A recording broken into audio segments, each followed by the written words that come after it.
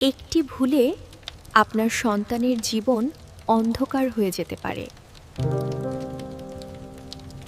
চ্যানেলটি সাবস্ক্রাইব করে রাখুন। এই চ্যানেলটি আপনার ডিজিটাল জীবনকে আরও সহজ করবে। আপনার সন্তানকে স্মার্টফোন কিনে দিচ্ছেন? তাহলে এই ভিডিওটি আপনার জন্য।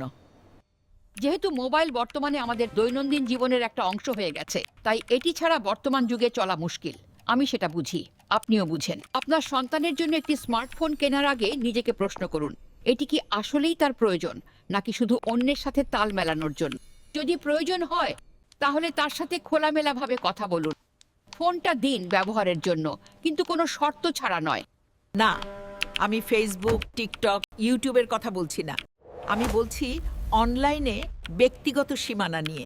যেমন কোনো ব্যক্তিগত ছবি বা ভিডিও করা যাবে না, যা পরবর্তীতে নিজের জন্য বিপদ ডেকে আনতে পারে। একটি ছবি ভুল জায়গায় গেলে কত বড় ক্ষতি করতে পারে সেটা হয়তো আপনার সন্তান জানে না।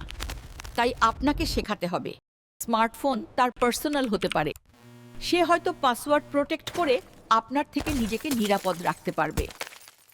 কিন্তু আমি এখানে একটি কঠিন সত্য বলবো, সে যদি সতর্কতার সাথে ফোন ব্যবহার না করে, তাহলে পার্সোনাল বলে কিছু থাকবে না। সাইবার বুলিং, প্রাইভেসি লিক, প্রতারণা এসবের দরজা খুলে যায়। আর তখন এই ফোনটি তার জীবনকে মূল্যহীন করে দেবে। জীবন তেনা তেনা হয়ে যাবে। মানে সবকিছু থাকার পরও কিছুই থাকে না। আত্মবিশ্বাস থাকে না, নিরাপত্তা থাকে না, শান্তি থাকে না। একটি ভুল সিদ্ধান্ত পুরো জীবনকে অন্ধকার করে দিতে পারে। আমি অতিরঞ্জন করছি না, এটা বাস্তব।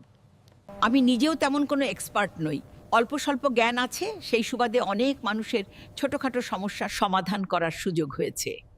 তাই নিজের অভিজ্ঞতা থেকে বলছি, এই ব্যাপারে অনেক সাবধান থাকবেন। পরবর্তী ভিডিওতে আমি আরও বিস্তারিত বলবো স্মার্টফোন ব্যবহারে কি কি বিষয়ে সতর্ক থাকতে হবে। সেই ভিডিওটি কিন্তু আপনি মিস করবেন না। আপনার সন্তানকে স্মার্টফোন কিনে দেওয়ার আগে একবার ভাবুন। সবাই পাচ্ছে, শুধু এই চিন্তা থেকে সিদ্ধান্ত নেবেন না। বরং তাকে ফোন ব্যবহারের আগে দায়িত্ব শেখান। কারণ ফোন যত স্মার্ট, ব্যবহারকারীকে হতে হবে তার চেয়েও স্মার্ট। ভিডিওটি ভালো লাগলে শেয়ার করুন, অন্য অভিভাবকরাও যেন এই সতর্কতা জানতে পারেন। ধন্যবাদ।